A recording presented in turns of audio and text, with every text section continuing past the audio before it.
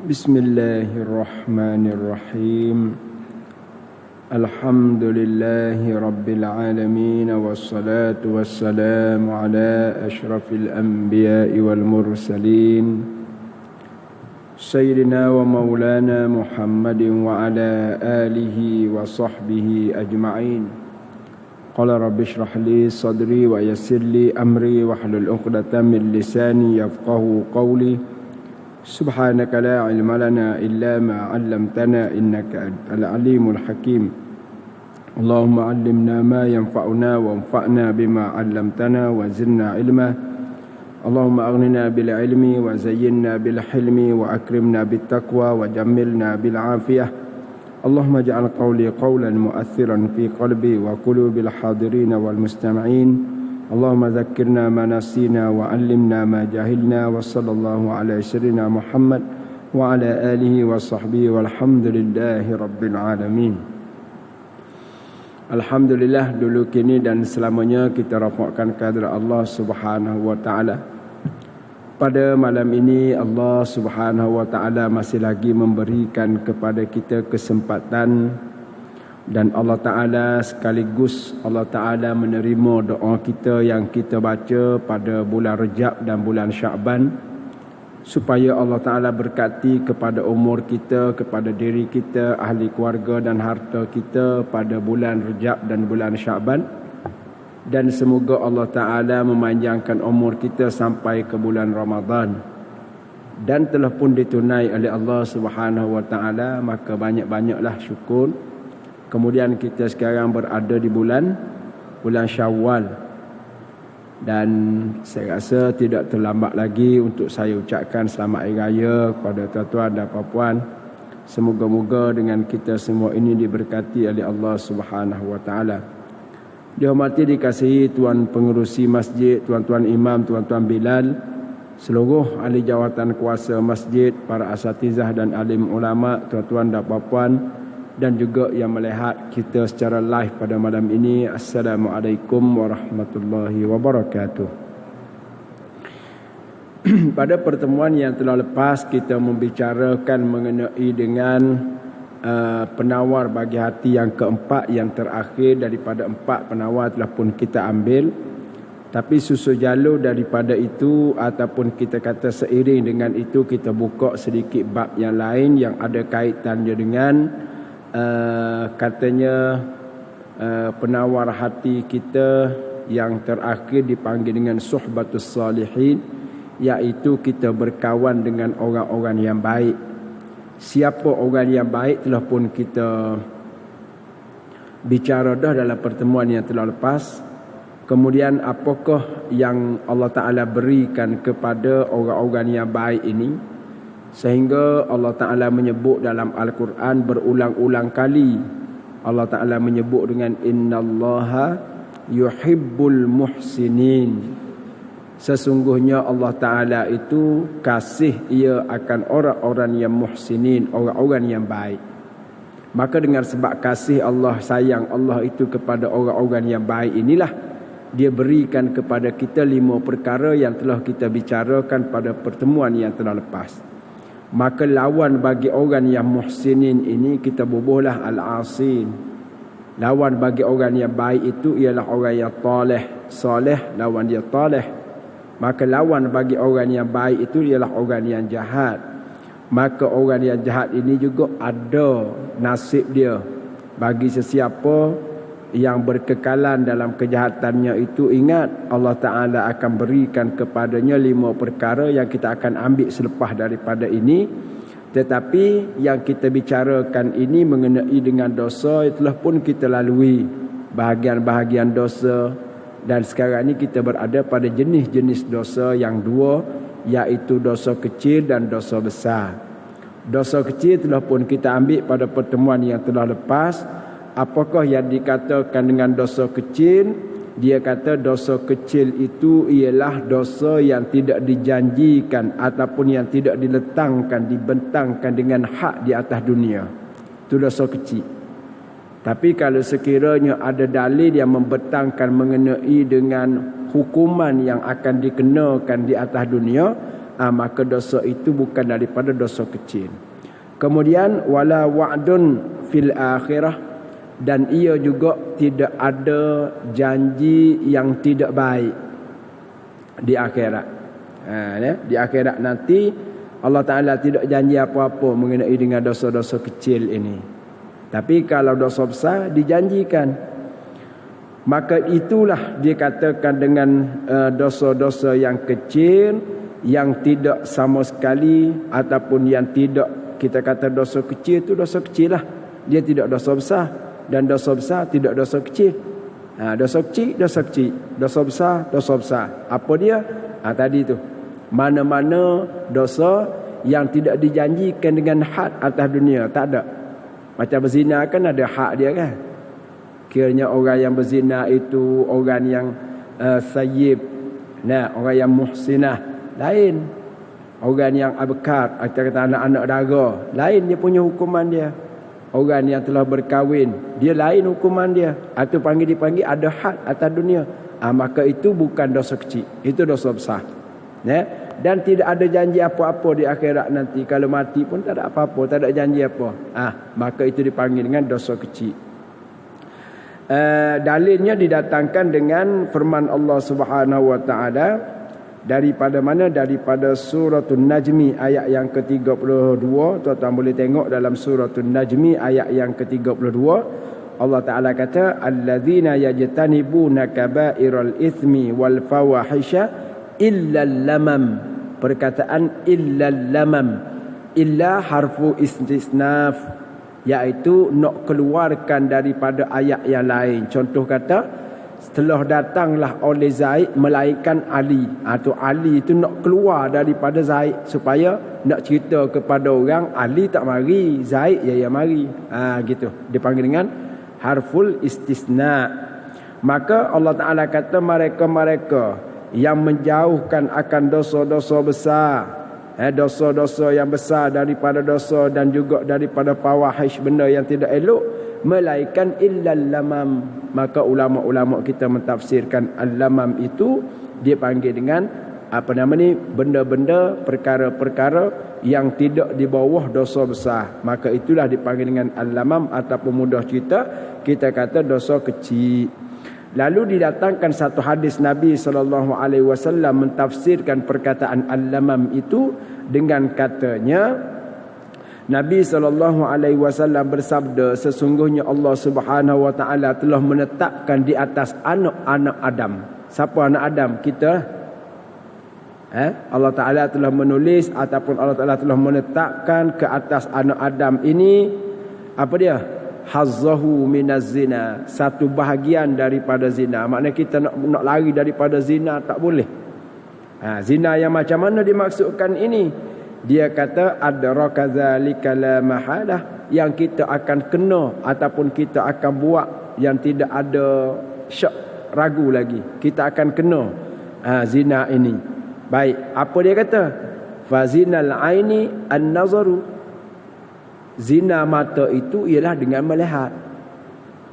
Makna mata kita juga boleh berzina. Macam mana dia berzina? Melihat. Tak? Sebab kerja mata melihat. Kemudian wazinal lisanun nutqu, dan berzinanya lidah itu dengan bercakap. Bila kita bercakap dengan orang yang sah nikah dengan kita, dengan tidak ada apa-apa hajat syar'i, maka ketika itu boleh jadi orang itu akan jatuhlah ia kepada zina dalam bentuk lidah. Kemudian wan nafsu tatamanna wa tashtahi, diri kita, nafsu kita ini bercita-cita dan berkehendak kepada benda dia lah, nafsu. Wal farju yusaddiqu zalika kulluhu wa yukadzibuh, dan dia kata kemaluan kita lah yang membenarkan zina mata tadi, zina lidah tadi, ataupun farat ataupun kemaluan kita lah yang akan membakit bohongkan. Maknanya bila kita melihat, berarti kita telah berzina dari segi mata. Bila kita bercakap dengan orang-orang yang sah nikah dengan kita dengan tidak ada apa-apa benda yang kita kata hajat dan sebagainya, maka berzinalah dia. Maka Betul ke tidak betul berzina itu? Sekiranya kemaluannya itu berzina betul, bermakna semua anggota tadi sahlah berzina. Tapi kalau mata saja melihat berarti zina mata sahaja. Tetapi farat tak, berarti farat kita telah membakit bohongkan zina mata tadi. Maka sebab itu kata Nabi SAW. Lalu kata ulama kita, fahadhil ma'asi, maka semua dosa-dosa ini, dosa mana?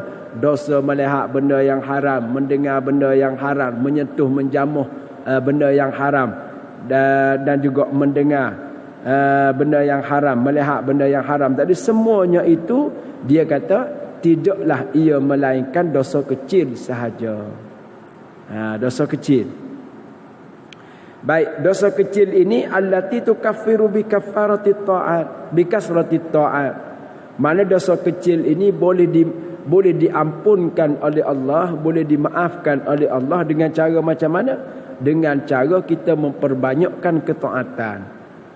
Maka marilah hadis Nabi SAW, siapa dia yang ambil air semayang tak? Maka bila turun air yang kita basuh tangan itu turun, maka turun bersama-sama dengan air itu adalah dosa, yakni dosa-dosa kecil. Bila kita basuh muka kita dengan air, kemudian air itu menitik turun, maka bersama dengan titikan air itu adalah dosa-dosa, yakni dosa-dosa kecil. Dengan dosa kecil dimaafkan dengan cara begitu sahaja, dengan cara istighfar, dengan cara kita mengambil wuduk, dengan cara kita berzikir dan sebagainya. Wal ibadat, ataupun kita memperbanyakkan ibadat-ibadat yang lain, maka ia juga akan mengkifaratkan ataupun akan menghapuskan dosa-dosa kecil itu. Ataupun wal a'malus salihah, ataupun amalan-amalan yang baik yang lain lagi kita buat, maka dia boleh menggugurkan dosa-dosa kecil tadi dengan cara 3 perkara tadi. Yang pertama dengan cara kita memperbanyakkan ketaatan, yang kedua dengan kita memperbanyakkan ibadat, yang ketiga dengan kita memperbanyakkan amalan-amalan yang soleh yang mengikut hukum syarak, itu adalah amalan-amalan yang soleh. Baik. Pembahasan yang terakhir dalam dosa-dosa kecil ini sebelum kita masuk dosa besar, kata tuan pengarang kitab kita ataupun tuan pengarang kitab kita ini, dia kata walakin, dan akan tetapi, hunaka, di sana dia kata qad takunu as-saghairu minal kabairi li asbabin minha. Dia kata di sana terkadang ataupun kadang-kadang ataupun kita kata apa, sekali-sekala ataupun jarang-jarang, dosa-dosa yang kecil itu boleh menjadi dosa besar dengan beberapa sebab berikut ini. Maknanya asalnya dosa ni kecil, tetapi dengan sebab kita buat 2, 3 ataupun perkara-perkara yang 5 ini, maka dosa yang kecil itu bertukar menjadi dosa besar. Apakah sebab yang 4? Ada 4 perkara. Yang pertama dia kata, sebab yang pertama apa? Sebab dosa kecil boleh bertukar menjadi dosa besar. Sebab apa? Sebab yang pertama, al-israru wal mudawamatu. Yang pertama ialah dengan al-israr, iaitu dengan kita selalu buat. Wal mudawamah, dan kita samalah al-israr dengan al-mudawamah tu, kalau kita kira dalam di segi ilmu lughahnya, dia kata kalimah yang membawa satu erti. Al-israr berpanjangan, mudawamah kelaziman. Makna kita buat pagi, tengah hari kita buat pula, pas petang buat pula, malam buat pula, itu dipanggil israr. Mudawamah maknanya sentiasa buat. Maka tuan-tuan ingatlah, dosa kecil itu boleh bertukar menjadi besar dengan syarat yang 4. Apa dia syaratnya? Yang pertama, apabila kita sentiasa melakukannya berkekalan, berpanjangan melakukannya, maka dosa yang kecil itu akan bertukar menjadi besar. Seperti mana? Seperti kata Ibnu Abbas radhiyallahu taala anhuma, kata Ibnu Abbas, la saghirata ma'al istighfari wala saghirata ma'al israri. Apa maknanya? Tidak ada jenis dosa yang besar sekiranya kita sentiasa beristighfar. La saghirata ma'al istighfar. Maknanya dosa-dosa besar itu tak menjadi besar bila kita sentiasa beristighfar. Batu ulama-ulama kita, lebih-lebih lagi ulama-ulama tasawuf kita, dia kata hendaklah hidupkan lidah kita ini dengan beristighfar. Sekalipun kita tidak rasa kita ada buat dosa. Nah, kita ada tak rasa kita tak? Hari ni kita tak ada buat dosa, tak ada mengumpat bak orang. Balik rumah subuh tak ada, duduk di rumah. Lepas tu mari semaya zuhur, balik rumah pula. Lepas tu mari semaya asar, lepas tu balik rumah pula. Lepas tu mari semaya maghrib, tak balik dah, tunggu isyak. Duduk isyak pun kita antara maghrib dengan isyak kita tak bercakap dengan orang. Kita duduk menulis, kita duduk bercakap, kita duduk mendengar orang berceramah, orang berni, kemudian kita menulis. Ataupun kalau tak ada orang, tak ada kuliah, tak ada mengajar kerana cuti hari raya dan sebagainya, kita baca Quran. Maknanya kita tak ada bercakap dengan orang. Sampailah waktu isyak, isyak orang azan, sudah orang azan, kita pun jawab azan, terus kita bangun sembahyang sunat. Lepas tu sembahyang berjemaah, balik sampai dekat kereta tu ada orang tanya je kita, makcik sihat ke, pakcik sihat ke? Oh sihat alhamdulillah. Itu je lah. Tak ada kita kata uduh kat orang, tak ada kita apa kat orang pun. Kita kena beristighfar. Sebab apa? Itu sekaan kita. Sekaan kita. Sebab tu katanya Al-Hasan Al-Basri. Hasan Basri ni orang yang hidup selepas daripada generasi sahabat.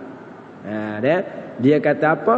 Dia kata istighfaruna yahtaju ila istighfarin ay istighfarin akhar. Dia kata istighfar kita ini berhajat kepada istighfar yang lain. Istighfar kita. Sebab apa? Sebab kadang-kadang waktu kita istighfar itu, mulut kita beristighfar, tetapi hati kita entah ke mana. Kadang-kadang mulut kita beristighfar, fikiran kita sedang melayan di mana-mana. Kadang-kadang kita beristighfar, tapi mata kita melihat ke sana sini. Hati kita tidak berhenti bersama-sama dengan apa yang diucapkan oleh mulut. Sebab tu ulama kita kata, mana lebih afdal kita berzikir, beristighfar, berselawat dengan mulut tanpa hati, ataupun hati saja tanpa mulut. Maknanya kita duduk macam ni, astaghfirullahalazim, astaghfirullahalazim, hati kita dah. Ataupun hati kita duduk diam je, duduk istighfar, astagfirullah, hati istighfarullah, istighfar, mulut tak ada pun. Mana lebih afdal?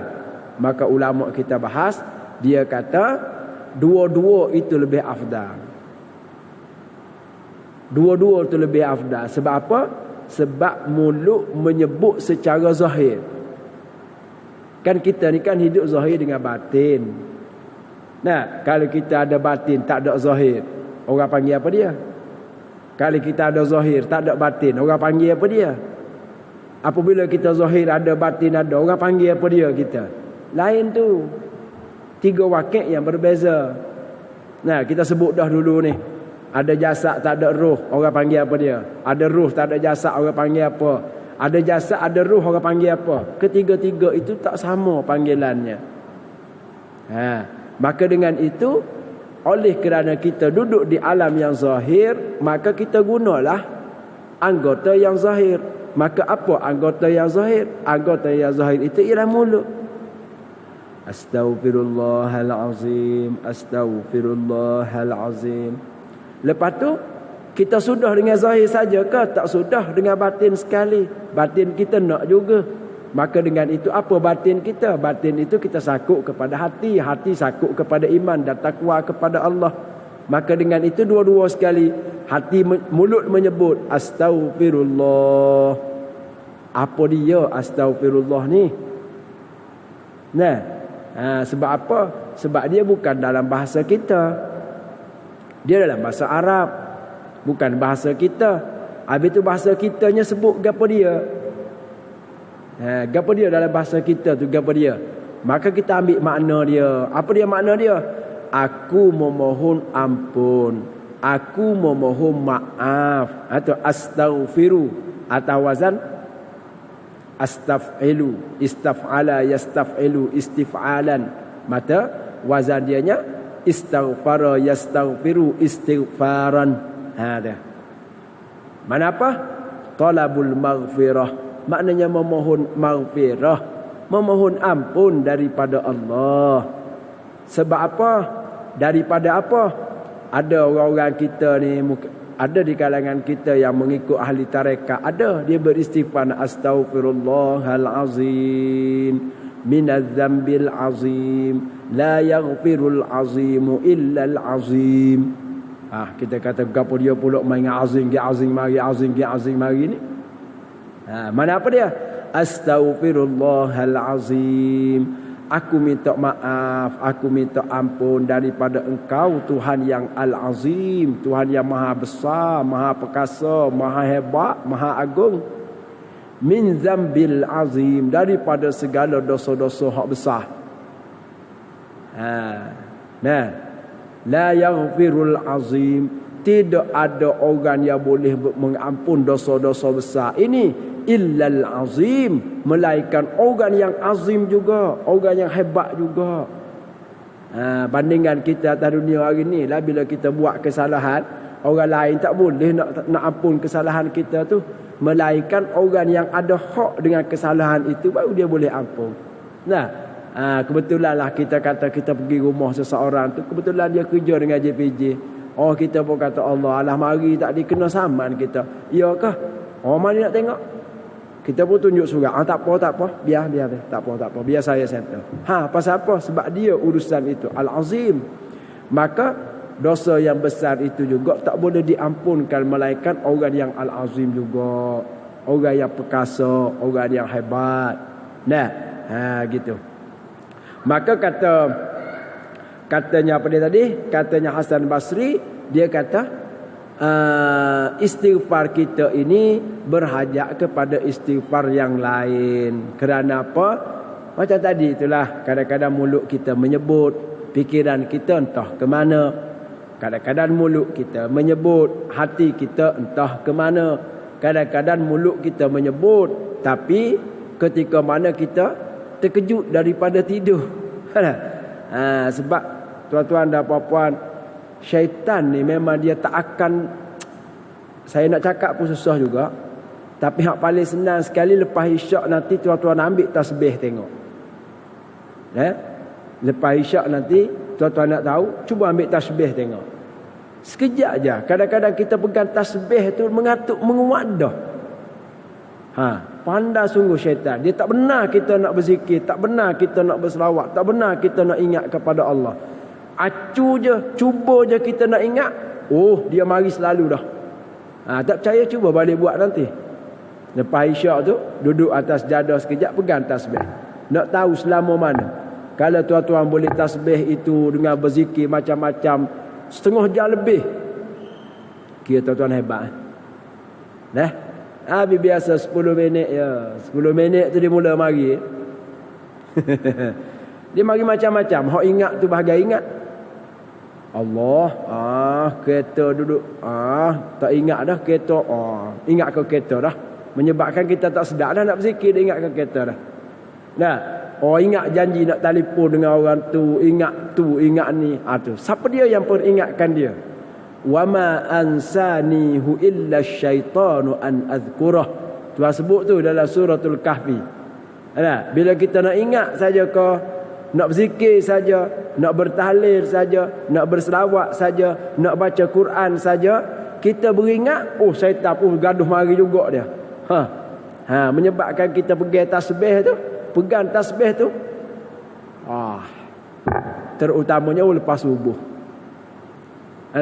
Sebab tu di antara waktu yang paling baik untuk kita ingat kepada Allah, bertasbih, untuk nak jaga kita sampai ke petang. Kemudian yang petang lepas asar kita petang sebeh pula untuk nak jaga kita sampai kepada malam. Batu kita ni kena ada pelindung tuan-tuan. Kena ada pelindung. Bukan pelindung daripada makhluk manusia ni. Nak lindung daripada manusia tak boleh. Payah. Nak lindung kita daripada makhluk yang bernama iblis, jin yang bukan Islam tu. Syaitan dan sebagainya. Kalau tidak, kita akan jadi malah, kita akan jadi lupa, kita akan jadi macam-macam. Itulah. Allahu Akbar. Maka katanya Ibn Abbas radhiyallahu taala anhuma, tidak ada jenis dosa-dosa yang kecil sekiranya kita ulang ataupun kita sentiasa beristighfar. Tak ada besar. Tak ada besar. Wala saghirata ma'al wala saghirata ma'al israr, dan tak akan jadi kecil juga dosa itu sekiranya kita ulang-ulang ataupun kita buat selalu. Tak ada kecil juga. Pagi buat, petang buat, dan buat, pagi buat, esok buat, lusa buat. Bandingannya, ulama kita kata bandingannya, wa innal jibala minal hasa. Sesungguhnya bukit itu terjadi ianya bukit kerana banyaknya batu-batu kecil. Kalau tak ada batu kecil, tak jadi bukit tak? Tak jadi bukit. Tak jadi bukit. Tapi kerana apa jadinya bukit? Kerana banyaknya batu-batu kecil ataupun adanya tanah-tanah yang banyak menyebabkan asalnya tanah rata. Lepas tu mari banjir bawa mari hipun dekat situ, jadi dia seperti bukit. Lama-lama tanah tu kerah jadi bukit. Gitulah bandingannya. Dosa yang kecil, rasanya kecil sikit je, tapi dah kerana banyak, pagi buat, petang buat, malam buat, bangun tidur buat, nak tidur buat, bangkit tidur buat, buat, lama-lama besar. Katanya pepatah Arab ataupun syair Arab kata, dia kata qalilan fasara jabalan. Sikit-sikit lama-lama jadi bukit. Batu yang kecil, kecil, lama-lama jadi besar, jadi bukit. Itulah bandingannya. Yang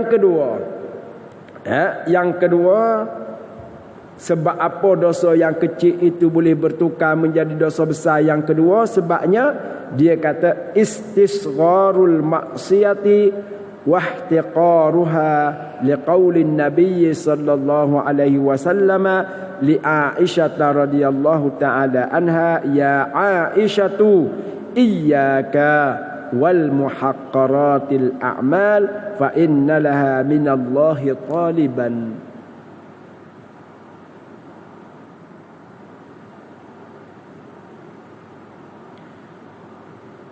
Yang kedua, dia kata istisghar.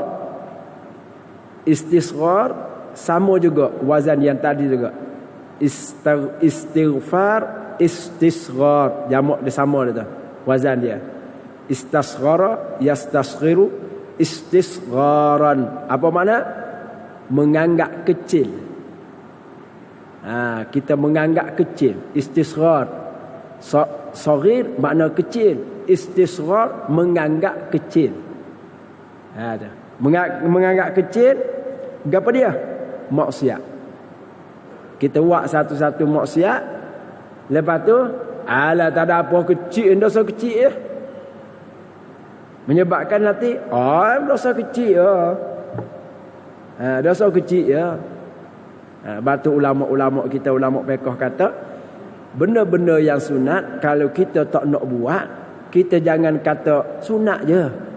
Jangan. Ada di kalangan kita kan, nanti nak buat sunat. Alah benda sunat tu pun. Jangan kita memperkecilkan dia. Sebab di sisi Allah Ta'ala boleh jadi lebih besar daripada benda wajib yang kita buat. Kita mana tahu? Jangan. Ada setengah ulama-ulama yang jenis itu tu, dia kata kalau sekiranya kita kata benda yang sunat itu sunat datang daripada hati kita yang memang kita muhaqqarat, kita memang kecil lah, kecil tak ada apa. Hati kita pun begitu juga. Ada setengah ulama kata orang ini boleh jatuh kufur, tuan-tuan. Tak nak buat, jangan buat. Kenapa tak buat? Allah malah. Habis cerita. Kenapa tak nak buat? Sunat. Jangan. Dan kalau mengikut ulama-ulama tasawuf, dia kata adab seorang hamba dengan tuan dia. Sebab tu adab itu al-adabu muqaddamun minal ilmi. Bagi mereka ini adab lebih dahulu, lebih utama daripada ilmu. Tengok syaitan. Iblis. Dia alim. Waktu Nabi Allah Adam kita nak jadi dulu kan. Saya pernah cerita dah kan. Cuma tidak secara panjang lebar lagi. Cuma secara lebih kurang saya sebut dah bagaimana jalan cerita nak jadikan Nabi Adam alaihissalam. Dan kenapa dia dijadikan daripada tanah, dan kenapa Israel itu dilantik sebagai malaikat yang mengambil nyawa manusia. Dan mengapa Allah Ta'ala lindungkan Israel itu dengan beberapa sebab, dengan beberapa ilat dan sebagainya. Kemudian dalam tajuk yang berikutnya, orang yang mati di tanah, malaikat mengambil tanahnya di situ, maka dia akan mati dan akan disemadikan di situ. Kita ni tak tahu malaikat ambil mana tanah kita. Tapi ibu bapa kita sudah kita tahu. Ayah saya lahir, saya tak tahulah di mana, tapi setakat saya tahu lahir di Tanah Merah. Kemudian dikebumikan di Pasir Mas. Mak saya orang Melaka, bermakna dia lahir di Melaka lah, tapi dikebumikan di Tanah Merah. Tu katanya Al-Imamul Qurtubi dalam kitabnya At-Tazkirah, dia kata seseorang itu akan mati dan akan dikebumikan di tempat mana tanah dia diambil. Tu. Dia bawa mari dalil. Dia kata orang ini dia lahir di sini. Dia hidup di sini. Dia bekerja di sini. Bila dia mati, di sini.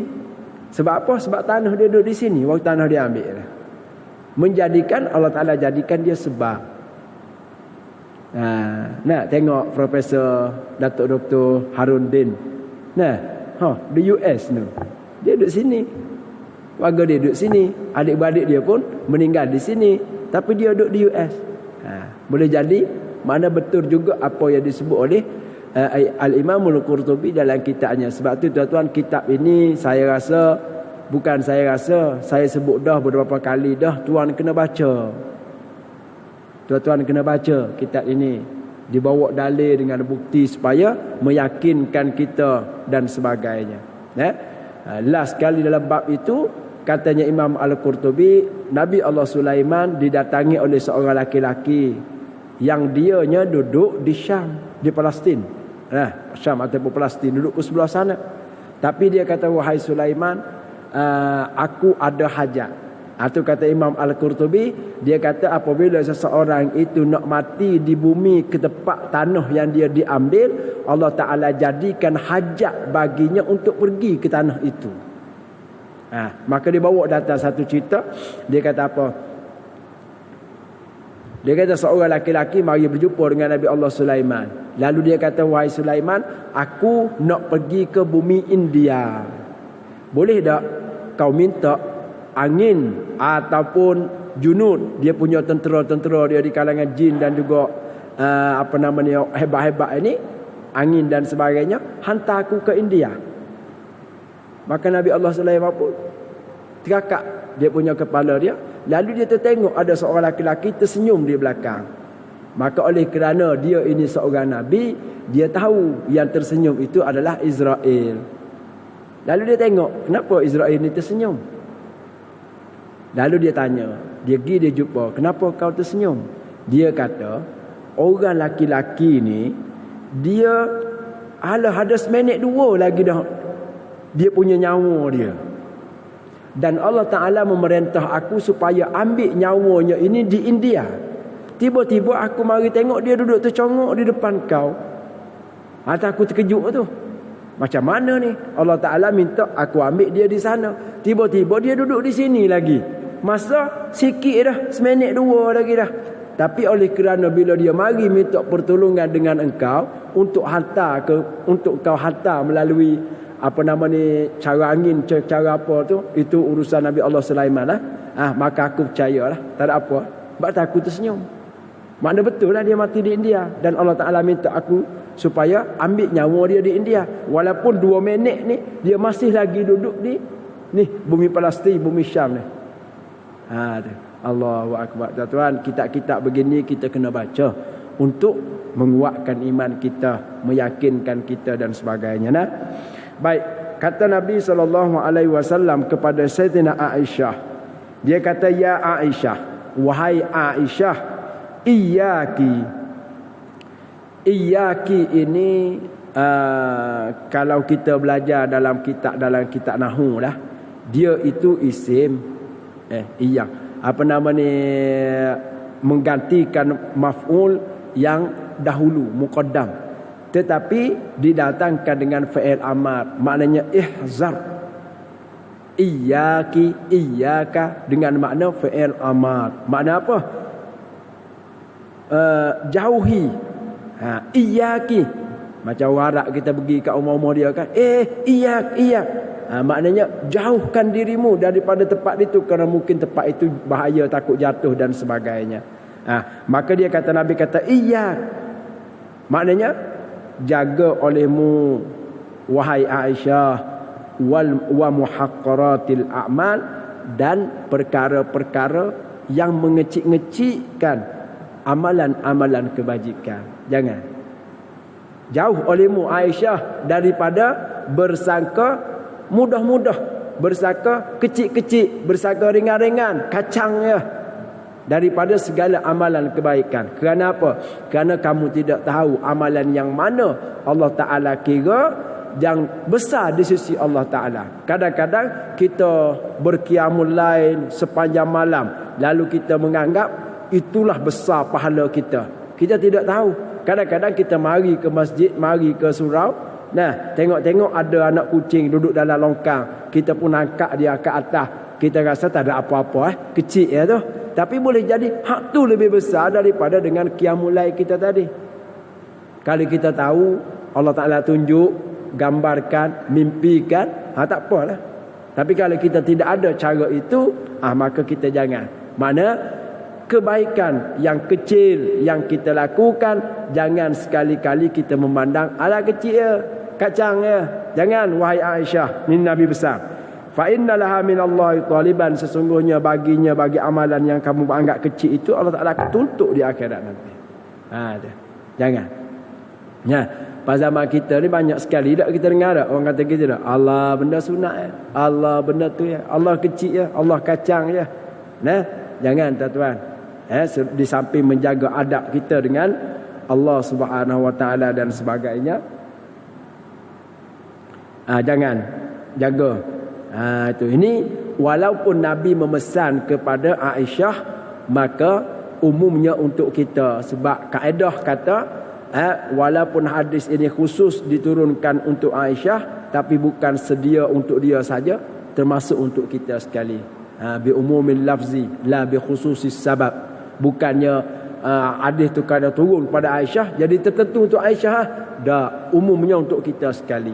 Maknanya jangan sekali-kali kita menganggap kecil, menganggap apa dia, kacang, menganggap itu dan ini. Setiap kebaikan yang kita lakukan, dan yang sebenarnya pun kita tidak tahu manakah yang Allah Subhanahu Wa Ta'ala terima daripada kebajikan yang kita lakukan. InsyaAllah kita akan tengok lagi 2 lagi yang terakhir dalam pertemuan yang akan datang. Wallahu Subhanahu Wa Ta'ala a'lam. Subhanakallahumma wa bihamdika asyhadu an la ilaha illa anta astaghfiruka wa atubu ilaik. Bismillahirrahmanirrahim. Al-'asr innal insana lafi khusr illal ladzina amanu wa 'amilus shalihat wa tawassaw bil haqqi wa tawassaw bis sabr. A'udzu billahi minasyaitonir rajim. Bismillahirrahmanirrahim. Alhamdulillahil alamin wassalatu wassalamu ala rasulillah wa ala alihi washabbihi ajma'in. Allahumma 'allimna ma yanfa'una wanfa'na bima 'allamtana wa zidna ilma. Allahumma inna na'udzubika min 'ilmin la yanfa', min qalbin la yakhsha', min nafsin la tashba', da'watin la yusma', wa na'udzubika ya rabbana min ha'ula'il arba'. Wa sallallahu ala sayyidina Muhammad wa ala alihi wa sahbihi walhamdulillahirabbil alamin. Wassalamualaikum warahmatullahi wabarakatuh.